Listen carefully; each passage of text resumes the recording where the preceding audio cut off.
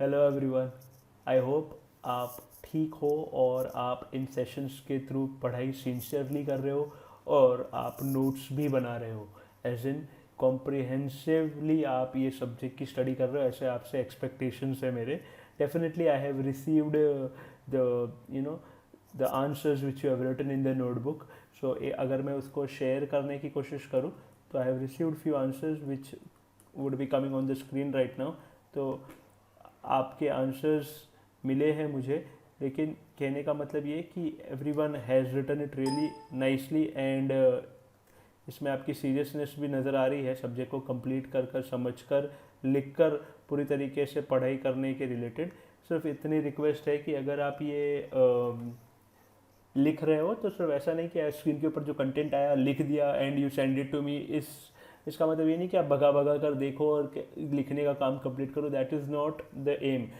मैं आपको लिखने का कंटेंट बाद में सारा दे सकता हूँ, ऐसा भी कर सकते हैं आप। अगर आपको पढ़ना है तो प्रॉपर तरीके से ही करना होगा। डेफिनेटली आप ऐसा नहीं कर रहे होंगे कि भगा भगा कर देखो और नोट्स लिख लो और ख़त्म करो, सेशंस को शॉर्ट में निपटाओ, रिवाइज नहीं करो सेशंस के दौरान, ये आप नहीं कर रहे होंगे। लेकिन आपको बता दूं कि पढ़ने का तरीका ही ये होगा कि आप इसको समझें, याद करें, टर्म से वाकिफ़ हो जाए यहाँ, और उसके बाद फिर लिखने का काम करें।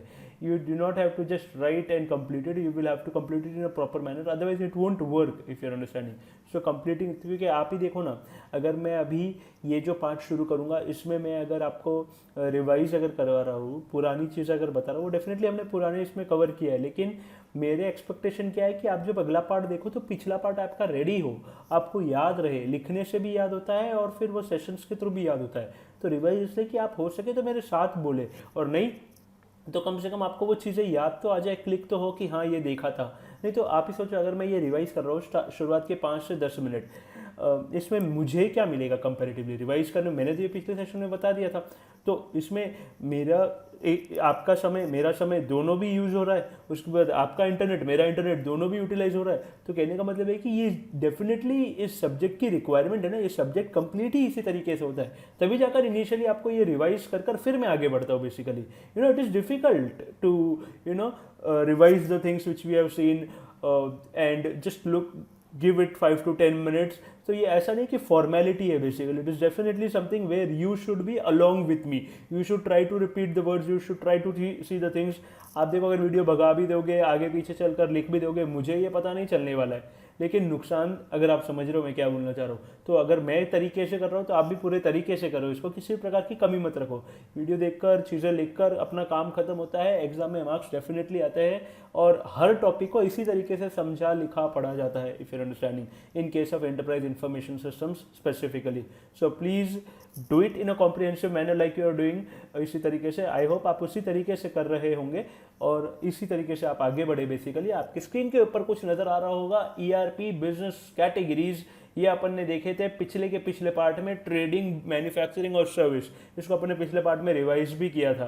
तो उसके पहले हमने देखा था कि है ना, बिजनेस प्रोसेस क्या होता है और उसको मैनेज करने के 3 स्टेप्स क्या होते हैं, फिर business process flow, I am sorry, इसमें 5 पॉइंट्स बन सकते हैं। मैंने आपको कहा था कि काफ़ी स्टूडेंट्स के जो आंसर्स आए उसमें basically it was written in a paragraph manner. Points में करोगे तो आगे रीड करने में आसानी होगी। अभी तो याद हो गया, समझ गया, लेकिन अपन को आगे के भी अरेंजमेंट करने हैं, जिससे कम समय में अपन ज़्यादा से ज़्यादा पूरा कवर कर सके। सो उसके लिए ये अभी के अरेंजमेंट्स है बेसिकली। तो आप इसको पॉइंट्स में लिखो तो और अच्छा, या फिर अगर पैराग्राफ में लिख लिया तो फुल स्टॉप देकर उसके ऊपर ही 1 2 3 4 5 ऐसा वहीं पर ही आप सेट कर सकते हो।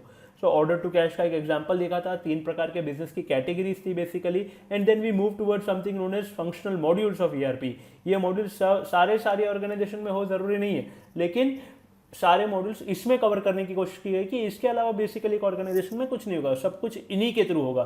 सारे ऑर्गेनाइजेशन में ये मॉड्यूल्स, इनमें से ही ईआरपी होगा, क्योंकि ईआरपी तो वैसे भी कहता है कि बेसिकली हम अगर 2 मॉड्यूल्स है तो भी वो ईआरपी कहा जाता है। ऐसा अपन ने अपने ईआरपी के डेफिनेशन में, basically when we studied something about features of ERP और व्हाट इज एन ईआरपी, तो ईआरपी का जो ये बेसिक कैरेक्टरिस्टिक्स दिए गए हैं, बेसिक जो इन्फॉर्मेशन दी गई है अपने सिलेबस में बेसिकली, उसमें अपन ने देखा था कि 2 मॉड्यूल्स भी ईआरपी कहा जाता है। क्विक बुक्स अपन ने देखा था, payroll and accounting, if you remember that. So A से लेकर A B C D E F G H I J K, 11 module से अपन को एक एक करके पढ़ना है, and each of the module can become a separate single question in the exam.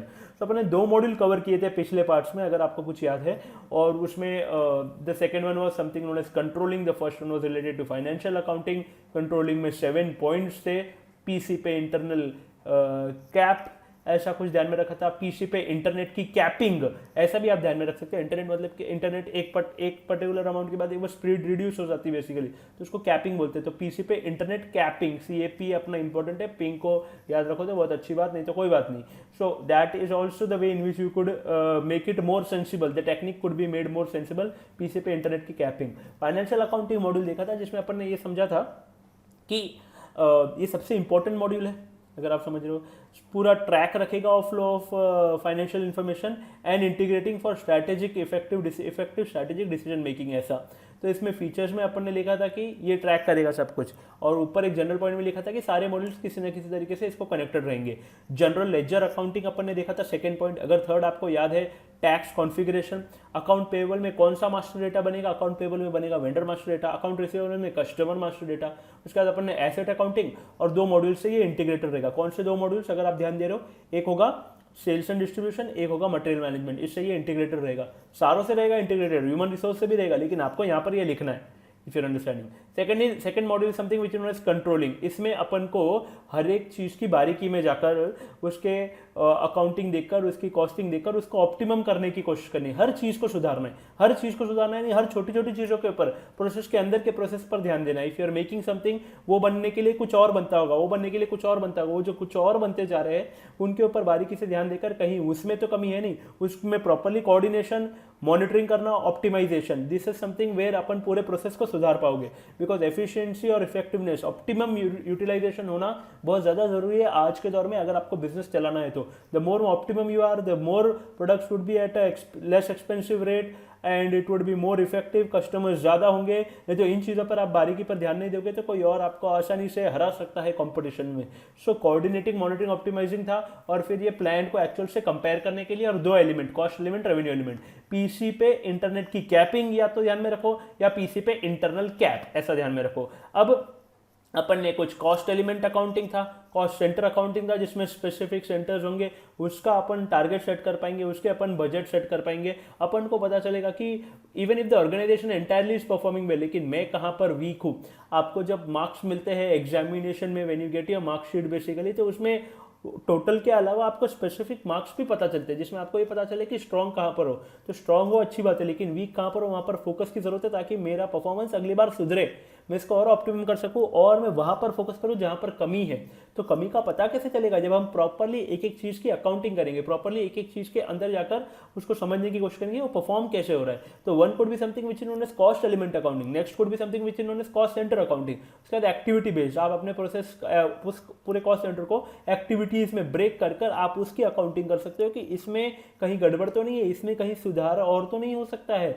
उसके बाद इंटरनल ऑर्डर्स, यानी अगर we are making something, we are making a product, तो प्रोडक्ट बनने के लिए कुछ और चीजें बनाएगी, उसके बारे में जानकारी हासिल करना, उन इंटरनल प्रोसेसेस के बारे में जानकारी हासिल करना, प्रोसेस के अंदर वाले प्रोसेस की जानकारी हासिल करना, so that we go into more deeper and get more understanding कि इस सब्जेक्ट में मेरे को मार्क्स मिलने में कहाँ पर एग्जैक्टली कमी रह गई, मैंने कितना समय दिया था, मैंने किस तरीके से इसको पढ़ाई की थी, उसको किस तरीके से पढ़ाई की थी, उस तरीके से कंपैरिजन कर आप अपने आप को जान सकते हो कि कहाँ पर एग्जैक्ट कमी रही, ताकि अगली बार वो चीज़ को सुधार कर पूरा प्रोसेस, पूरे मार्क्स, पूरा टोटल, पूरा परसेंटेज सुधारा जा सके and you come out with the best result. Likewise over here as well, internal orders is the fourth one if you remember.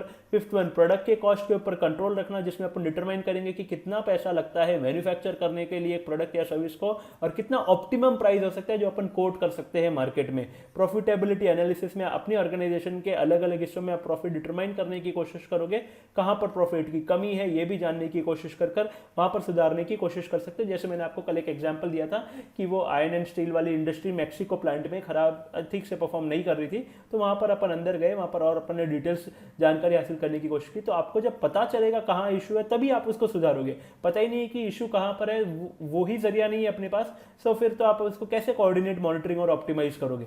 And last something profit centre accounting, जिसमें एक एक जो centres बनाए गए उसके स्पेसिफिक जानकारी लेकर उनमें सुधार करने की, या उनमें कितना अपन को प्रॉफिट मिल रहा है, उसमें से कितनी कमाई हो रही है, ये जानकर कहीं पर कमी है तो उसको भी सुधारने की कोशिश, उसको भी ऑप्टिमम लेवल पर लाने की कोशिश, because each and every centre should perform at its peak at a good level so that the organization performs at the best level.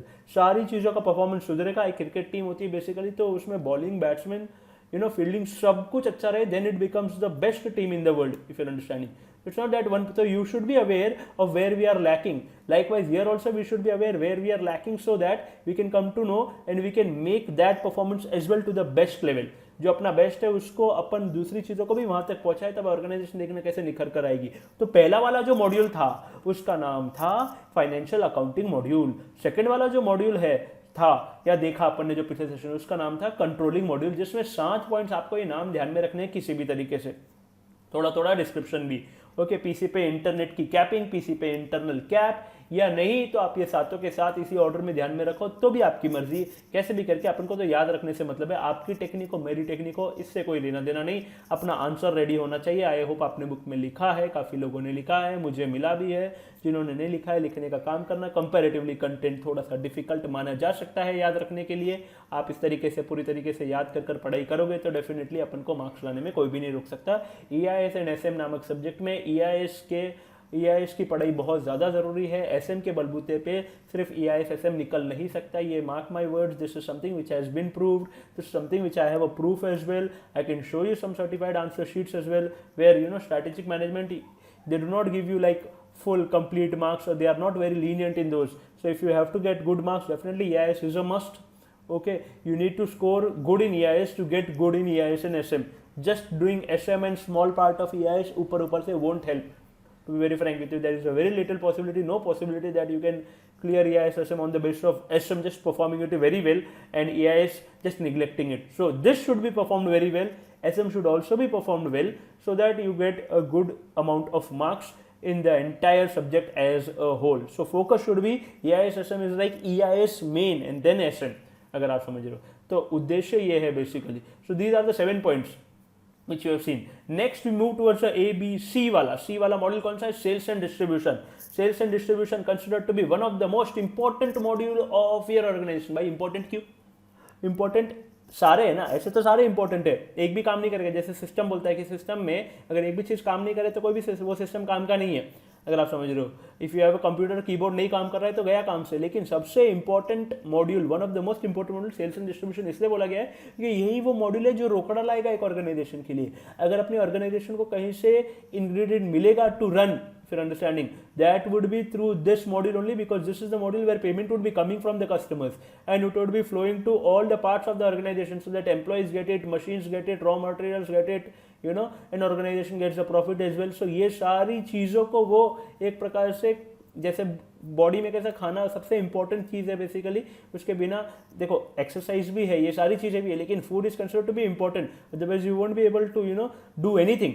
Likewise, if you do not get the payment, all these department won't be able to function because they do not have that important vitamin M, money जिसको बोलते हैं, तो वो नहीं है basically, वो नहीं तो कुछ भी नहीं रहेगा. तो ये मॉड्यूल को अपना सिलेबस भी खोलता है कि सबसे इंपॉर्टेंट मॉड्यूल है बेसिकली. तो इसमें क्या होता है, इसमें प्रोडक्ट्स को बेचा जाता है, बेसिकली सर्विसेज को बेचा जाता है. तो इंक्वायरी से लेकर ऑर्डर तक, इंक्वायरी से लेकर one of the most important modules, it is used by organization support sales of products and services. तो sales and distribution of products and services में ये मदद करता है, starting from inquiry to order and then ending with delivery.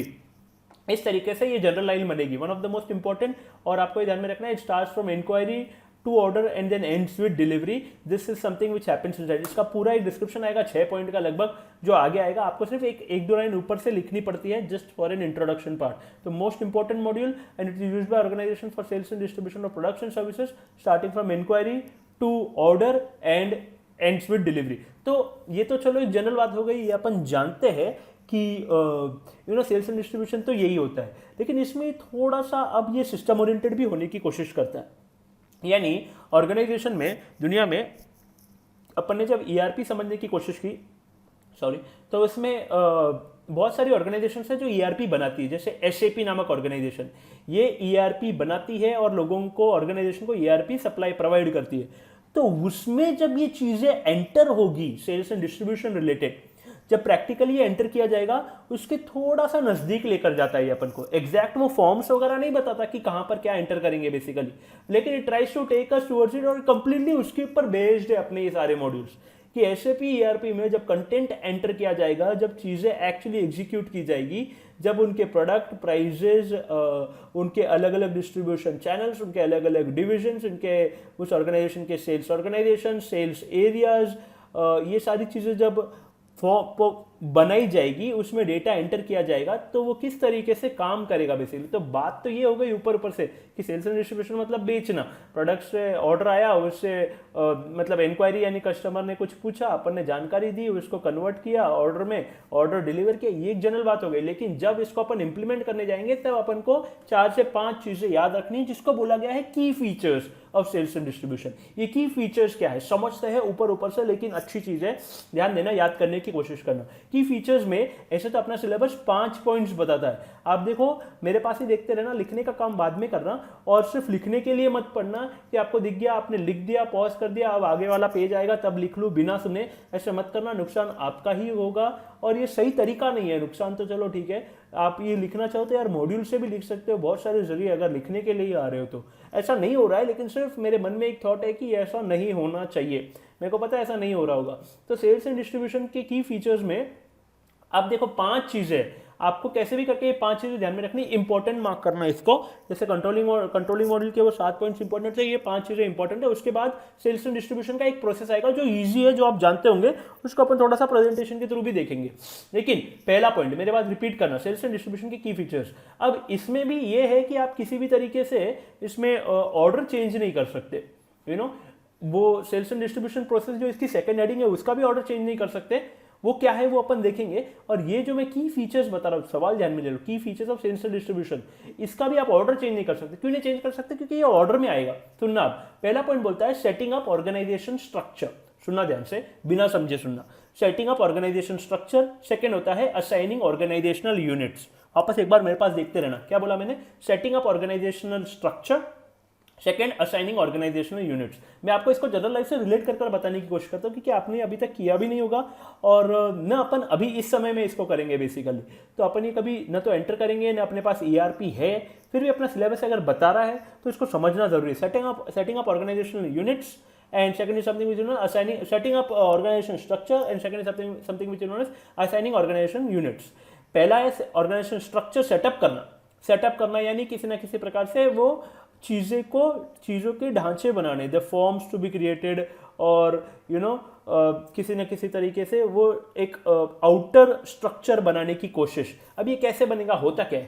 पहला है setting up organization structure, second is organizational units. जैसे इसको अपन रिलेट कर सकते हैं, आप जैसे again if you try to relate it to a school, तो उसमें पहले एक स्ट्रक्चर बनता है, फिर उसमें चीज़ें असाइन की जाती है। यानी स्ट्रक्चर बनता है यानी क्या, कोई ना कोई, आपको लगता है अगर आप स्कूल में गए हो, डेफिनेटली गए हो, तो उसमें जब आपने एडमिशन लिया तो स्कूल का एक एडमिशन फॉर्म होगा।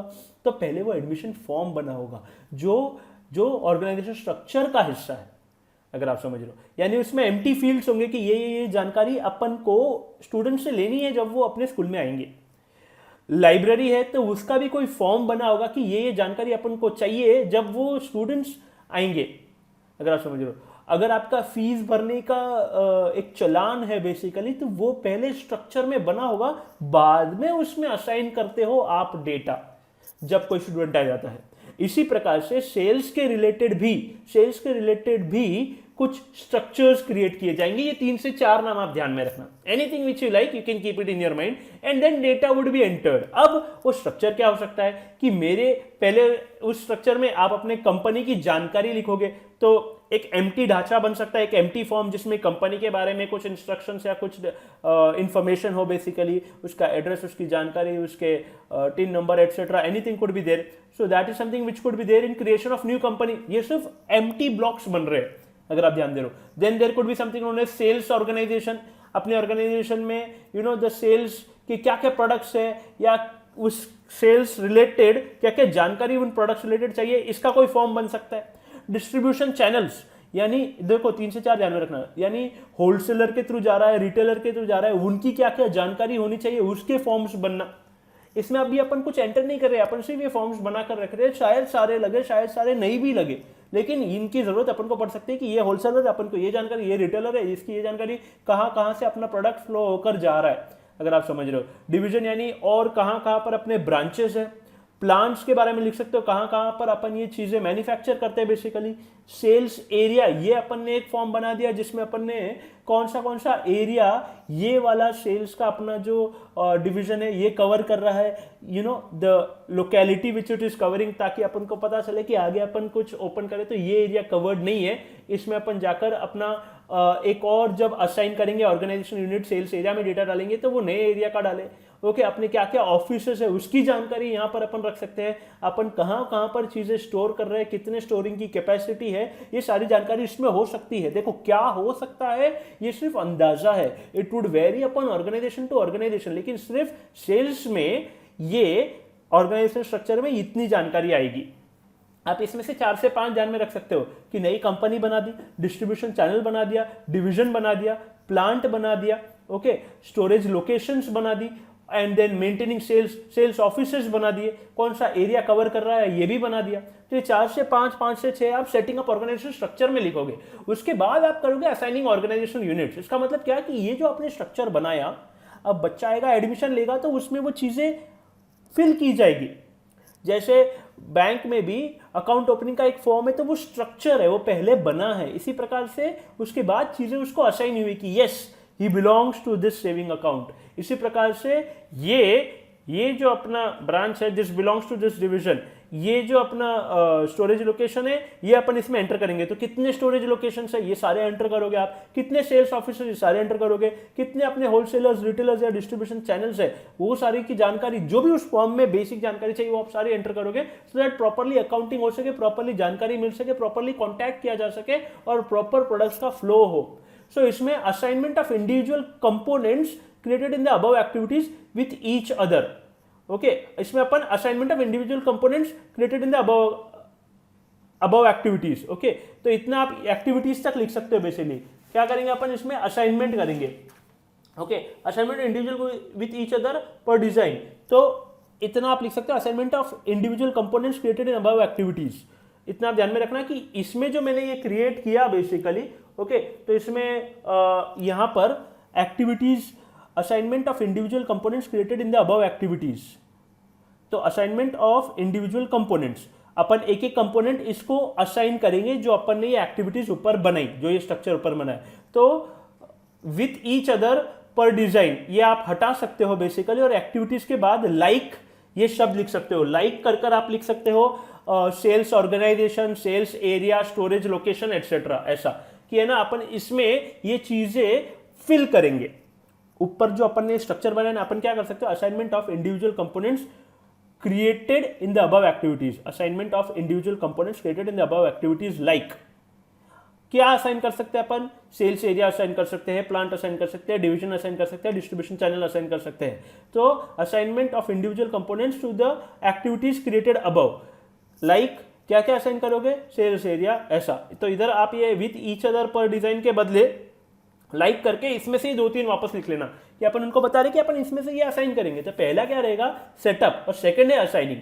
तो कभी भी पहले चीज अपन सेटअप करेंगे, उसके बाद अपन असाइन करेंगे, यानी कभी भी अपन चीज पहले इंस्टॉल करते हैं अपने कंप्यूटर में और फिर वो यूज करते हैं। इसी प्रकार से ये भी एक फॉर्म बना इन चीजों का, एंड देन फिर अपन ने असाइन उनको यूज करना स्टार्ट किया, उन एक एक चीज को, assigning of individual components to the things created above, अगर आप समझ रहे हो। तो जो अपन ने ऊपर जो चीजें क्रिएट की उसमें अपन इंडिविजुअल कंपोनेंट्स असाइन करेंगे। अगर अपने इतने सेल्स ऑर्गेनाइजेशन है तो इतना कर दिया, अगर इतने इतने इतने सेल्स एरिया कवर हो रहे हैं तो वो बना दिया अपन ने, अगर इतने डिस्ट्रीब्यूशन चैनल है, अगर इतने डिविजन्स है तो दिस इज समथिंग अपन ने वो वहां पर अलॉट कर दिया, अगर इतने सेल्स ऑफिसर्स है तो ऐसे ऐसे करके अपने 6 सेल्स ऑफिसर्स के एक एक करके कंपोनेंट बना दिए, उन फॉर्म में एंटर करते गए। जैसे अगर स्कूल में 2000 बच्चे तो वो admission admission admission admission form हर एक बार भरते गया और उतने उसने असाइन कर दिया उस एक एडमिशन फॉर्म के इंडिविजुअल कंपोनेंट को, अपने जितने भी कंपोनेंट से असाइन करते गए अपन। फॉर्म एक ही बार बनेगा, वो चीजें एक ही बार बनेगी, यानी ये बनने वाली एक ही बार है, उसमें एंटर अपन कई बार कर करके वो इकट्ठा होता जाएगा डिपेंडिंग अपन अपने ऑर्गेनाइजेशन में कितनी चीजें।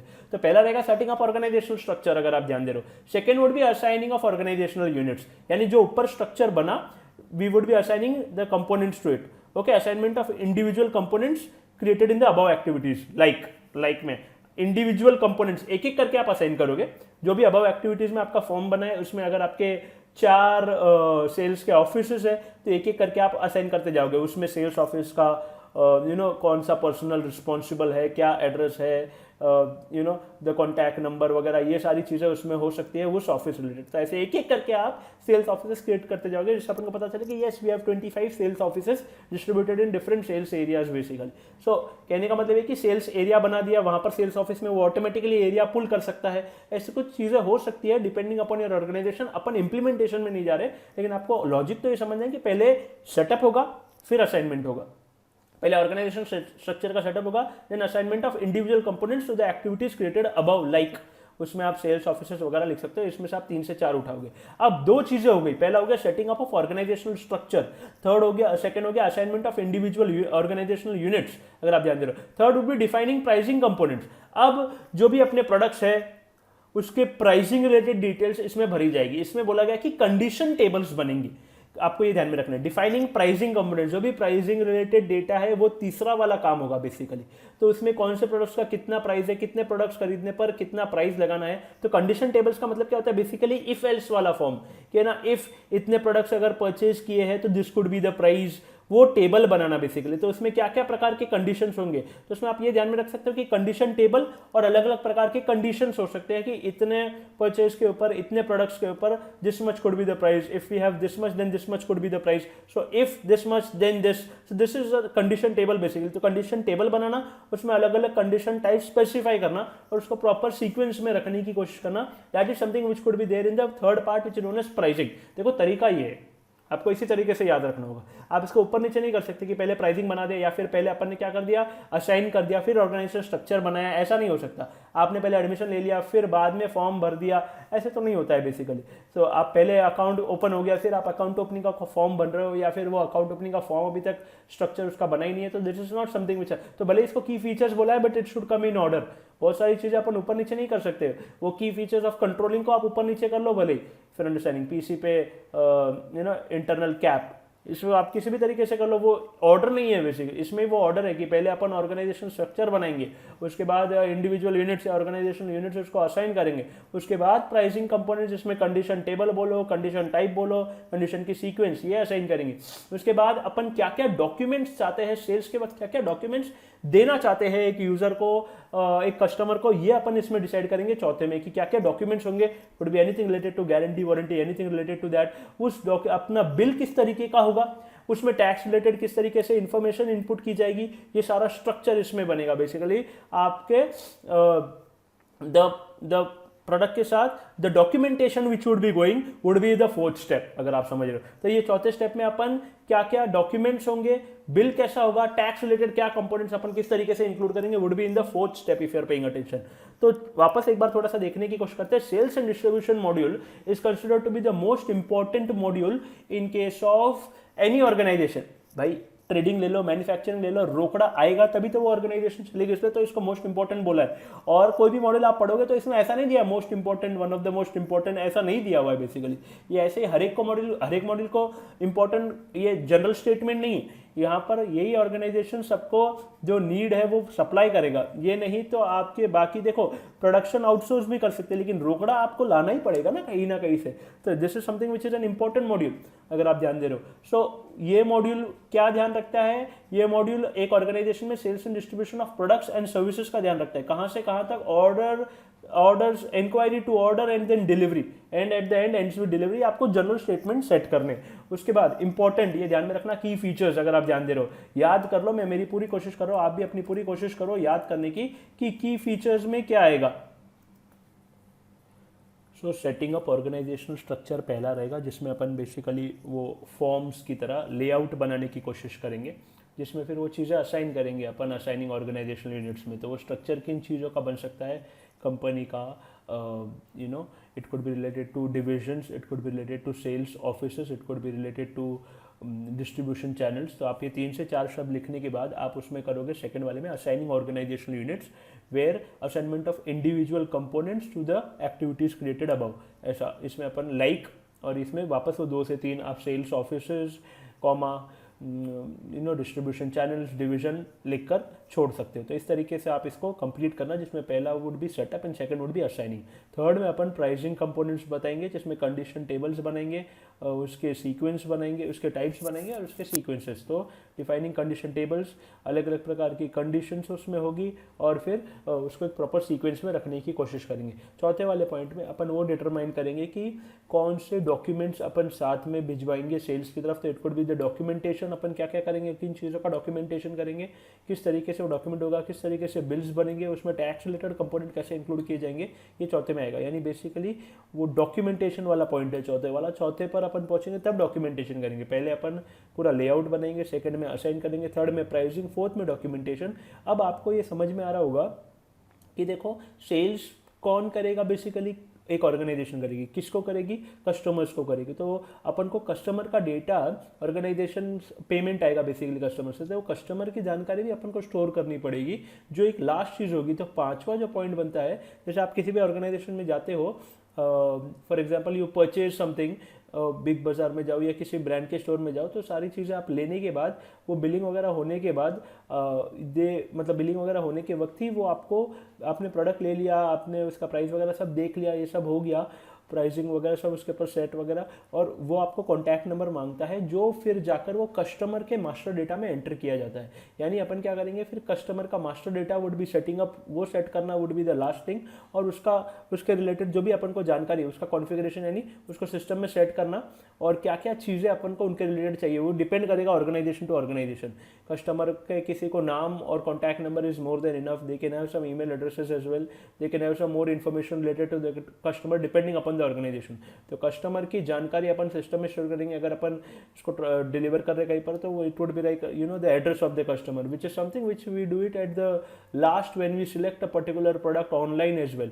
जब अपन अपनी जानकारी देते, तो last is something where customer का डेटा लिया जाएगा, कस्टमर का मास्टर डेटा सेटअप किया जाएगा और उसको कॉन्फ़िगर किया जाएगा, यानी उसको सिस्टम में डाल दिया जाएगा। उसका बेसिकली एक फॉर्म बनेगा, उसका बेसिकली एक लेआउट बनेगा, जिसमें जब कस्टमर आएगा, अपनी जानकारी देगा, वो बराबर उसमें वो फीड हो जाएगा, if your understanding. So after everything last would be setting up customer master data and configuration, यानी setting it up, making sure that that also becomes a part. अब से कस्टमर का डेटा इसमें जाकर ऑटोमेटिकली सेव होगा। जितनी जानकारी चाहिए आप उतने फॉर्म्स, उतने फील्ड्स बनाकर रख दोगे इसमें, डिपेंडिंग अपॉन द ऑर्गेनाइजेशन ये वेरी कर सकता है। लेकिन मोटा मोटी सेल्स एंड डिस्ट्रीब्यूशन में आपको की फीचर्स में 5 चीज़ें रखनी। पहला तो क्या करना, सेटअप करना, फिर असाइन करना, फिर प्राइसिंग करना, फिर डॉक्यूमेंट रिलेटेड होगा, और फिर लास्ट होगा कस्टमर रिलेटेड डेटा। तो ये 5 चीज़ आपको ध्यान में रखनी होगी, लेकिन आपको इसी तरीके से ध्यान में रखनी है, पूरी तरीके से। तो की features becomes an important question from the examination point of view. पहला क्या होगा, setting up of organization structure. इसमें आप 2 से 3 चीज़ें, company related, distribution channels, division, plant, storage location, जो भी 4 से 5 चीज़ें। उसके बाद assigning of organization units, assignment of individual components to the activities created above, जिसमें 2-3 एग्जांपल लाइक करके लिख देना। फिर उसके बाद डिफाइनिंग प्राइसिंग कंपोनेंट्स, इसमें अपन कंडीशन टेबल्स, कंडीशन के सीक्वेंसेस होगी, कंडीशन के अलग अलग टाइप्स होंगे बेसिकली। तो टेबल्स, टाइप्स एंड सीक्वेंसेस ये आप हो सके तो ध्यान में रख सकते हो, या फिर कंडीशन टेबल्स, कंडीशन सीक्वेंसेस, ये 2 तो भी कम से कम ध्यान में रखने होंगे आपको। उसके बाद we have fourth one where we would be determining the setting up sales document, कौन से होंगे, क्या क्या डॉक्यूमेंट्स लगेंगे, what all would be the documentation related to that particular sales document types, billing and tax related information, tax related components would be there in the fourth one.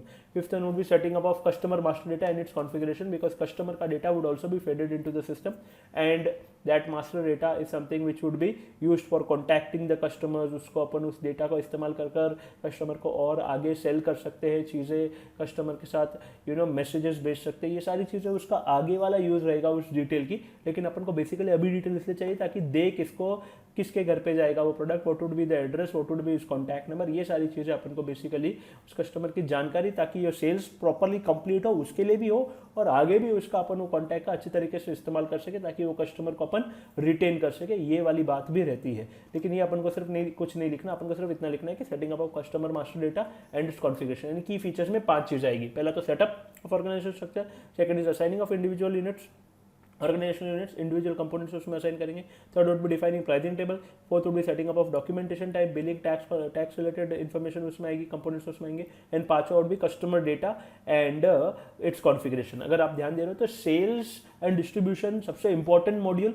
Okay, वो क्या करेगा, वो एक ऑर्गेनाइजेशन के products और services from inquiry to order से delivery तक, ends with delivery. यहाँ तक आपको ये जनरल बात लिखने के बाद, इसके ये 4 से 5 की फीचर्स लिखने के बाद इसी ऑर्डर में एक सवाल बनता है कि सेल्स एंड डिस्ट्रीब्यूशन का प्रोसेस क्या होता है। तो अगर आपको नाम ध्यान में दिला दूं तो इधर देखना मेरे पास, this is a very one of the easiest thing. Okay, तो की फीचर्स ये ज्यादा इंपॉर्टेंट क्वेश्चन है as compare to sales and distribution process. पहला होता है, इसमें 6 स्टेप्स है। ओके, अगर आप 6 स्टेप्स के ऊपर अगर अपन एक प्रेजेंटेशन के थ्रू देखने की कोशिश करें तो सेल्स एंड डिस्ट्रीब्यूशन प्रोसेस इस तरीके से बना गया है।